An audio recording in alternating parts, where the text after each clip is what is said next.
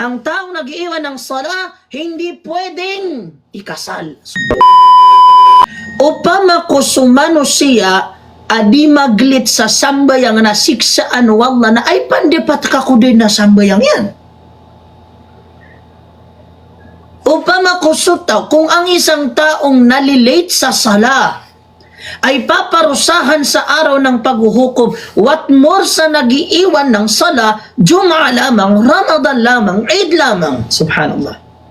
At itong mas matindi, what more dun sa mga taong talagang totally hindi na nagsasala.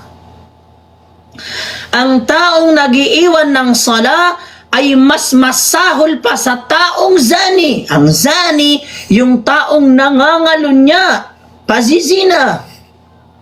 Yes! Ang taong nagiiwan ng sala, mas matindi at masahol pa sa zani. Ang taong nangangalunya nang hindi niya asawa. Ang taong nagiiwan ng sala, mas masahol pa sa taong magnanakaw. Subhanallah. Ang taong nagiiwan ng sala, hindi pwedeng ikasal. Subhanallah. Ilan lamang yan? Alam niyo ba, pansinin niyo yung lahat ng binanggit natin? Nangangalunya, magnanakaw, hindi pwedeng ikasal. Tingnan nyo mga minamahal na tagapakinig, kung yan ay mabalitaan mong nangyari sa iyo or mahal mo sa buhay or, tingnan mo mga minamahal na tagapakinig, kapatid mo, so on and so forth, matanga makapamuno ka din. Subhanallah.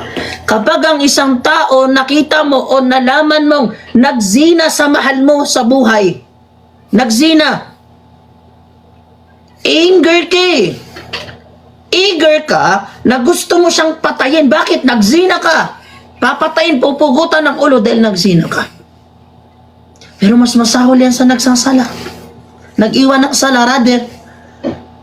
Pag nakita ka ng magnanakaw, gustong-gusto mong putulan ng kamay. Bakit? Magnanakaw eh. Pero hindi mo ba alam na ang zani at ang magnanakaw, mas matindi yung nag-iiwan ng sala. Pero bakit di mo pinapatay yun? Ba't di ka galit doon sa nag-iiwan ng sala? Bakit? Kasi hindi natin nalalaman, hindi natin nararamdaman kung gaano katindi ang taong nag-iiwan ng sala. Ang taong nag-iiwan ng sala, hindi pwedeng pakasalan, hindi pwedeng ikasal sa babae sa mahal mo sa buhay. Subhanallah. Subhanallah. Pinapati naman. Nagzani, gustong-gusto mong patayin. Nagnakaw, gustong-gusto mong patayin. Eh pag nag-iwan ng sala, ano pakiramdam mo sa taong hindi nag-iwan ng sala? Hindi mo ba alam na mas matindi ang nag-iwan ng sala kaysa sa nagzani at nagsarik? Subhanallah. Pag ikaw ay nagzina, tingnan mo ha, nagsasala ka, tingnan mo ha, nagsasala ka. Pag nagzina ka, kapag nakapagzina ang tao, a'yadhan billah, hindi ka magiging kafir. Hindi ka magiging kafir na diretso. Nagkasala ka ng napakatinding kasalanan, pero hindi ka pa kafir. Pag nakapagnakaw ka, hindi ka pa magiging kafir na kapag nakakuha ka lang ng kasalanan na malaki.